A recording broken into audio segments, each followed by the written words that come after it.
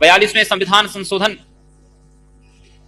के अंतर्गत भी सेकुलर का अर्थ हम बराबर धर्म ही लगाते रहे हैं और जिस धर्म ने पूरे समाज को नैतिकता के आधार पर, सदाचार के नाम पर, कर्तव्य का के आधार पर समाज को नैतिकता का एक पाठ पढ़ाया है, उसको जोड़ने वाला जो नियम है, जब हम उस धर्म को ही समाज से अलग कर देंगे तो समाज की क्या अवस्था होगी।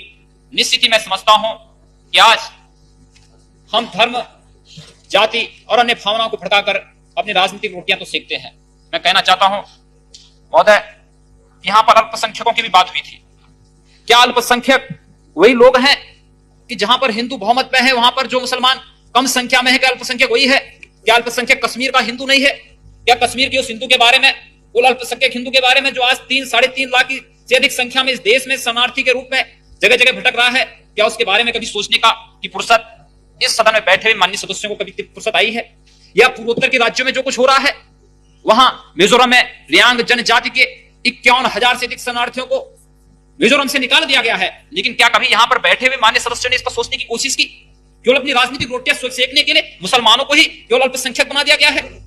पूर्वोत्तर के राज्यों में जो अल्पसंख्यक हैं उनके बारे में क्यों नहीं चर्चा होती है? कश्मीर में जो अल्पसंख्यक हैं उनके बारे में क्यों नहीं यहां पर चर्चा होती है? और अगर अल्पसंख्यकों की बात होनी है तो 1984 में जो इस देश में हुआ था, क्या वो सिर्फ अल्पसंख्यक इस देश में नहीं है? इस स्थिति और इस सदन के माध्यम से जो कुछ हो रहा है, अध्यक्ष महोदय, भावनाएं तो तब इस देश की जनता के भावनाओं के साथ खिलवाड़ हम तब नहीं करते हैं जब सदन में इतनी उदंडता होती है।